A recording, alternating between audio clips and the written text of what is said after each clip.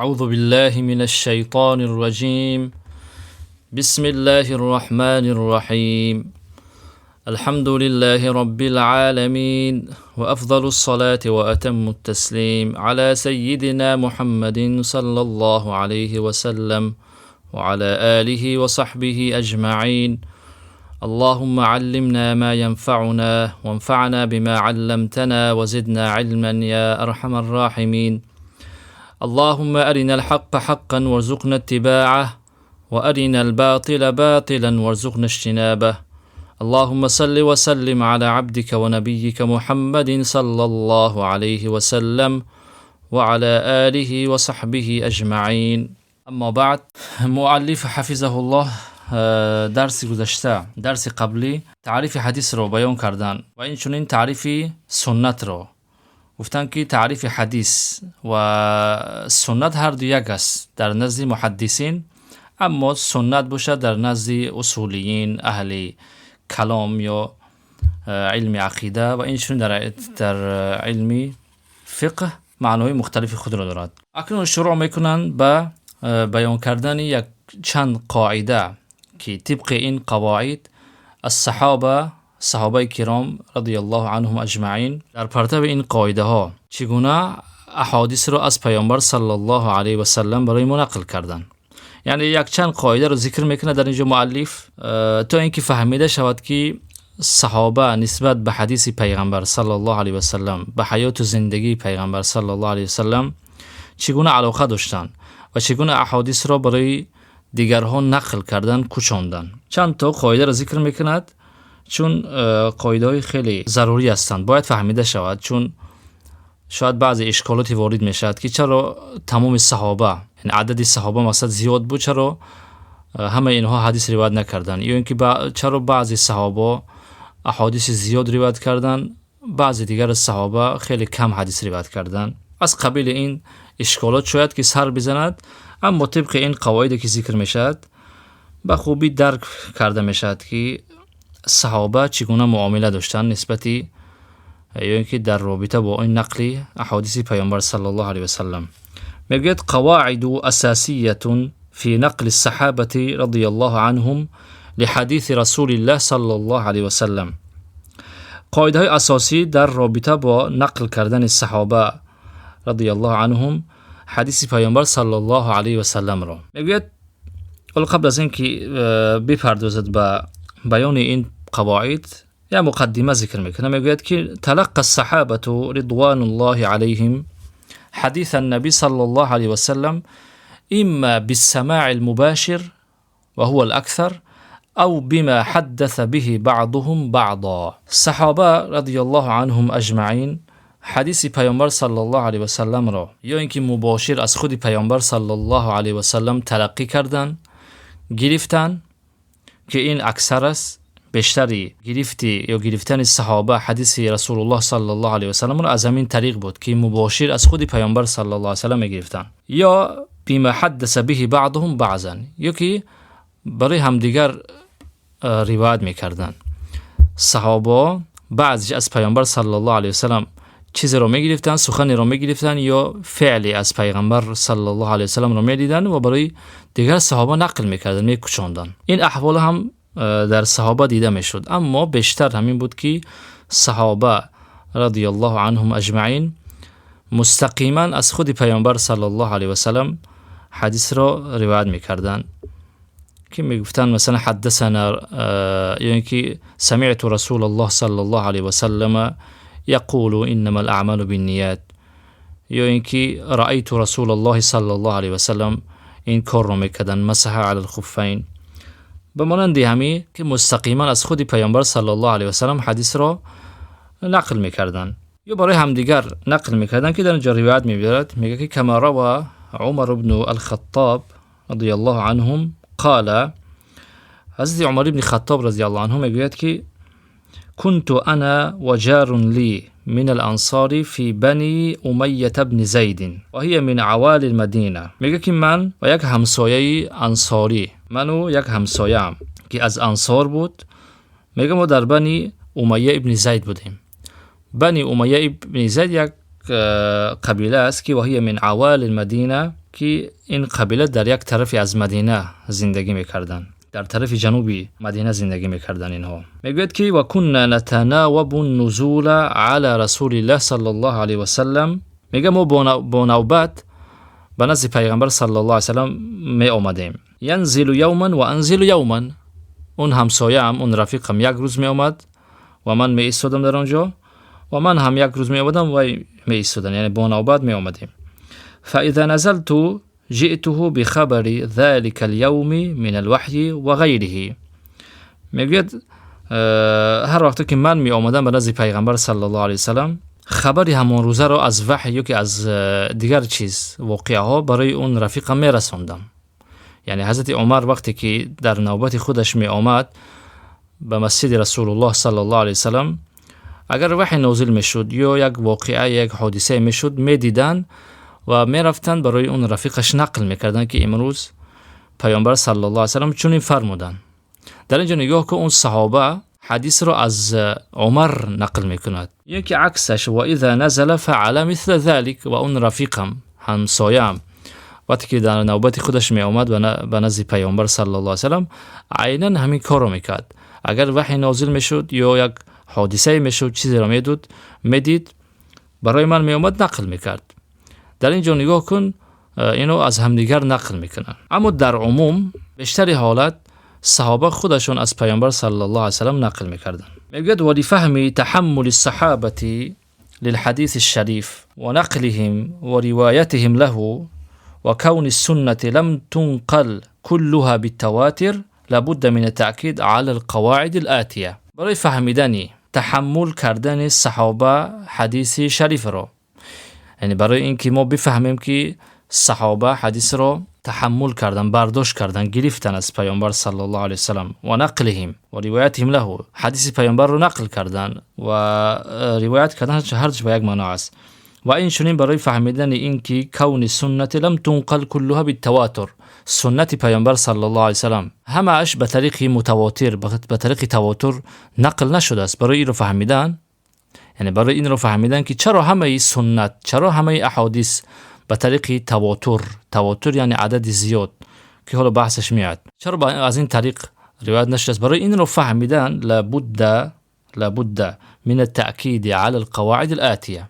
باید که ما این قواعدی که ذکرش میآید تأکید داشته باشیم، یعنی این قواعد رو باید بیان کنیم. قاعده یکم همین است که خلاصه حالا پیش از این که ما عباره را بخونیم، خلاصه این قاعده همین است که اگر رفتو از صحابه یک نفر حدیث رو تنها روایت کند، باید انکار کرده نشود، باید اعتراض کرده نشود که چرا فقط این صحابه، یک صحابه از پیغمبر صلی الله علیه و سلم این حدیث رو نقل کرده است، چرا دیگر صحابه حدیث رو نقل نکردن. برای این رو فهمیدن این قاعده رو بیان میکنه برای ما. جوابش همین است که پیامبر صلی الله علیه و سلم همیشه در هر حالت با همه صحابه نبودن، چون یعنی زندگی و احوال مختلفی داشتن. بعضا در خانه بودن، بعضا در جهاد بودن، بعضا در وقت مناجات با پروردگارش بودن و بعضا هم بالای منبر در جمعی از صحابه بودن. یعنی احوال مختلفی که داشتن پیامبر صلی الله علیه و سلم، در همه این احوال از پیامبر صلی الله علیه و سلم چیزی صادر میشد، چیزی بیان میکردن یا صحابه چیزی میدیدن. حالا اگر وقتی که پیامبر صلی الله علیه و سلم بالای منبر باشد، در اونجا جمع زیادی از پیامبر صلی الله علیه و سلم حدیث را میشنوند، میبینند. اما اگر پیامبر صلی الله علیه و سلم در خانه باشد، تنها باشد، چون در خانه اش هم چیزی میگوید، سخن میکند یا که وحی نازل میشد یا عبادت میکند مثلا در خانه، حالا وقتی که در خانه است بجز همسرانش کسی دیگر اون عبادتی که در خانه انجام میدهد نمیداند.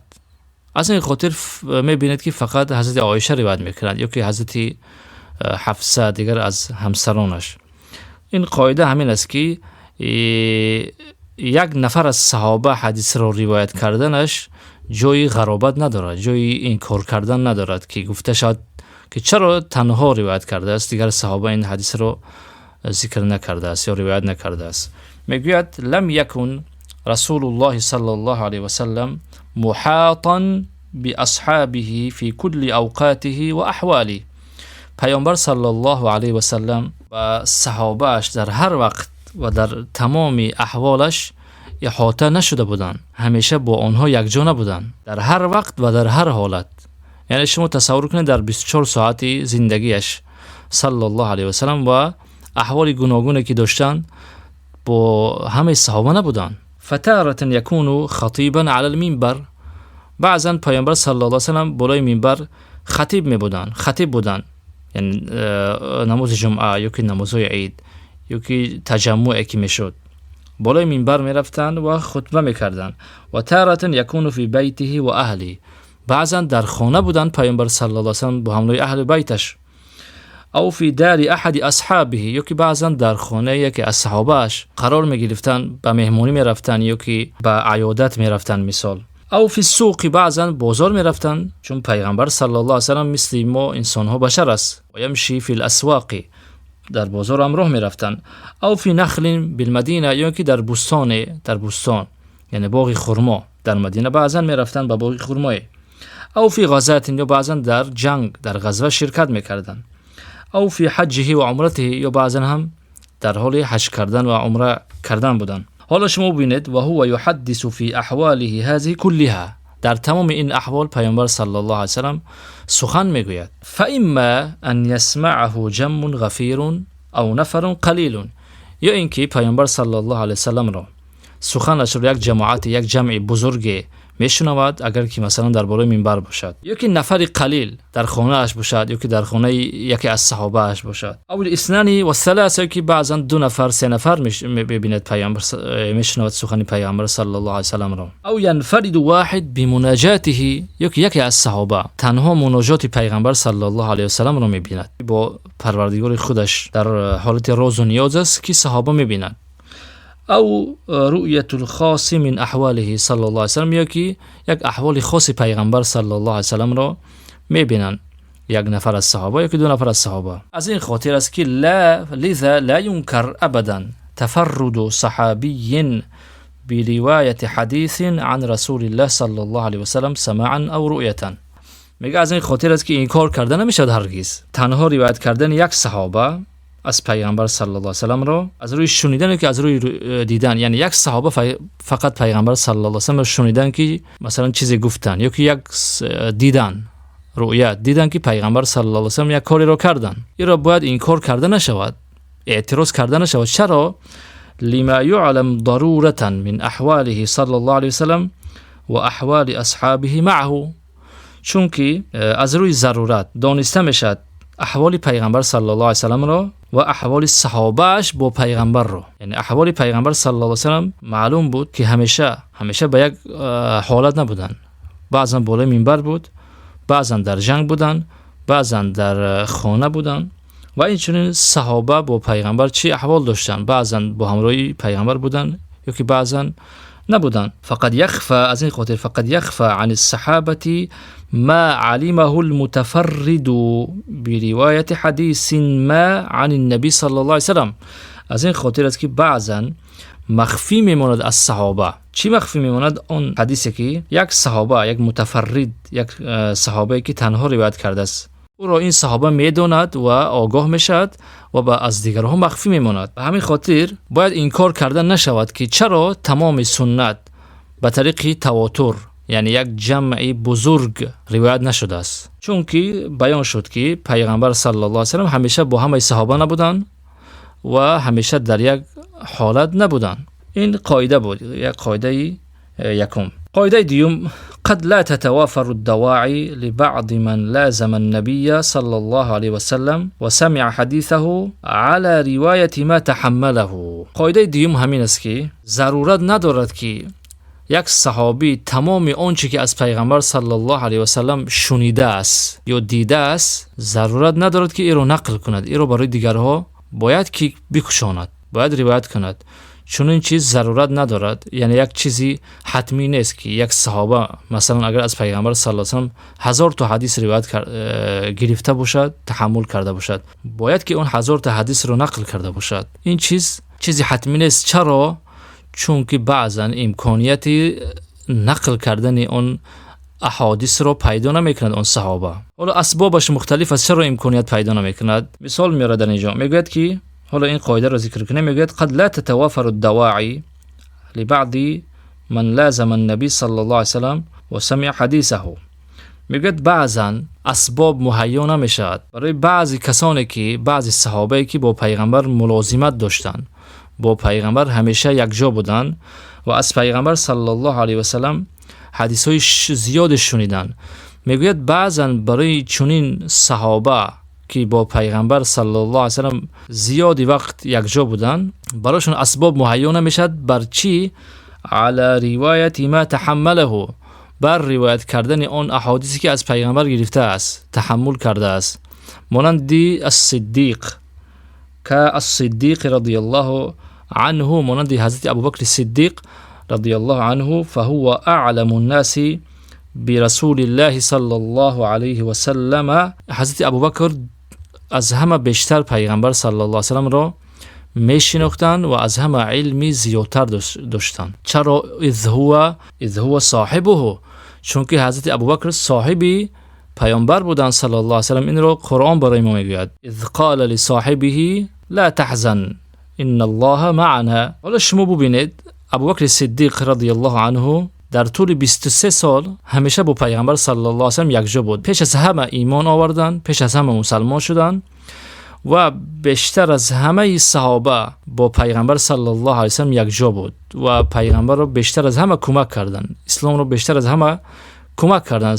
ابوبکر صدیق شخصیت بود که تمام داراییش رو صرف کرد، تمام داراییش رو، هستیش رو در راه دین صرف کرد و همیشه با پیغمبر بود صلی الله علیه و سلم. بیشتر از همه پیغمبر رو میشناخت، از همه علمش بیشتر بود. لکن شما اگر ببینیم از ابوبکر صدیق احادیث زیاد روایت نشده است. چرا؟ سببش رو ببین. لکنه لم يعمر بعد رسول الله صلی الله علیه و سلم الا 2 و 3 اشهر. لیکن ابوبکر صدیق بعد از وفات پیغمبر صلی الله علیه و سلم عمری زیاد ندیدن، 2 سال و 3 ماه زندگی کردن. بعد از وفات پیغمبر صلی الله علیه و سلم 2 سال و 3 ماه بعد وفات کردن حضرت ابوبکر صدیق. در این 2 سال و 3 ماه چقدر حدیث رو برای ما روایت میکنن، برای دیگرها روایت میکنن، این احادیثی که در طول 23 سال از پیغمبر صلی الله علیه و سلم تحمل کردن گرفتن. حالا در این 2 سال و 3 ماهی که حضرت ابوبکر صدیق رضی الله عنهم اجمعین تمام صحابه فارغ نبودن، مشغولیت های زیادی داشتند چون خلیفه بود. میگوید که و کان فیها، و ابوبکر صدیق در همین مدت 2 سال و 3 ماه کان مشغولا باعباء الخلافتی، مشغول بودن با اون مسئولیت های وزنین خلافت. خلیفه بودن، چون خلیفه بودن یک مسئولیت کلان است. و جهاد المرتدین، مشغول بودن با جهاد کردن مرتدین، چون بعد از وفات پیغمبر صلی الله علیه و سلم بعضی از کسانی که ایمان در دلشان جای نشده بود از دین برگشتن، مرتد شدن. ابوبکر صدیق با اینها جنگید. و مانعی زکات، و این چنین ابوبکر صدیق جنگیدن با کسانی که منع کردن زکات، پرداخت کردن زکات را. چون بعضی از اعرابی ها میگفتن که وقتی که پیغمبر صلی الله علیه و سلم زنده بودن ما زکات پرداخت میکردیم، حالا که پیغمبر وفات کردن ما برای کسی زکات پرداخت نمیکنیم. ابوبکر صدیق در اینجا مانند یک کوه ثابت ایستادن، گفتن که هر کسی که بین نماز و بین زکات جدایی می اندازد من با او می جنگم گفتن. و با آنها جنگیدن تا اینکه آنها تسلیم شدن و دوباره برگشتن با پرداخت کردن زکات.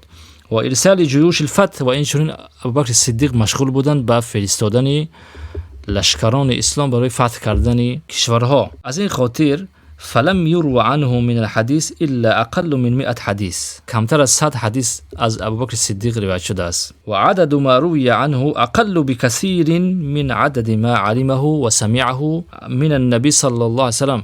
میگه عدد احادیثی که از ابوبکر صدیق روایت شده است به مراتب کمتر از اون احادیثی که از پیغمبر شنیده بود و میدونست. چون گفتیم ابوبکر صدیق در این طول 23 سال همیشه با پیغمبر بود، از پیغمبر تمام چیز رو گرفته بود، یا چیزهای زیادی رو نسبت به صحابه گرفته بودن، شنیده بودن، لیکن همه اینها رو نتوانستن برای بعدی ها نقل کنن. یکم سبب این است که عمری کوتاه دیدن و سبب دوم این است که در همین مدت کوتاه مشغول بودن به دیگر کارها، با کارهای دولت، با کارهای امت مشغول بود. شاید بعضی سوال کنن، بعضی اعتراض کنن که چرا بعضی از صحابه به مانند ابو هریره مثلا در سال 7 هجری آمدن به مدینه و 3 سال 4 سال با پیغمبر زندگی کردن. عددی روایت‌های ابو هریره به مراتب بیشتر از روایت‌هایی که از ابوبکر صدیق هستند. از ابوبکر صدیق اگر 100 تا باشد، از ابو هریره 5000 تا است. 5000 حدیث روایت شده است. شاید بعضی یا اعتراض کنن که چرا از ابوبکر احادیث کم آمده است. سببش همین است که ابوبکر صدیق مشغول به این کارها بود و این چنین در زمان ابوبکر صدیق رضی الله عنهم اجمعین نسل جدیدی از تابعین نه آمده بود، چون در زمان ابوبکر صدیق تمام صحابه بود. صحابه خودشون از پیغمبر گرفته بودند، از پیغمبر رو دیده بودند، با پیغمبر زندگی کرده بودند. اذن ليس بالضرورة ان يحدث كل من سمع بكل ما سمع. ضرورت ندارد که هر کسی که شنیده است احادیث رو ان يحدث كل من سمع بكل ما سمع، یعنی تمام آن چی که شنیده است از پیغمبر گرفته است ضرورت ندارد که اونها را روایت کند، چون که بعضا اسباب مهیا نمیشد، به مانند مثالی که در اینجا ذکر شد. با همین قدر اکتفا میکنیم. این 2 قاعده رو که بیان شد، حالا 3 قاعده دیگر در اینجا ذکر میکنن. والحمد لله رب العالمین و صلی الله علی سیدنا محمد و علی آله و صحبه اجمعین.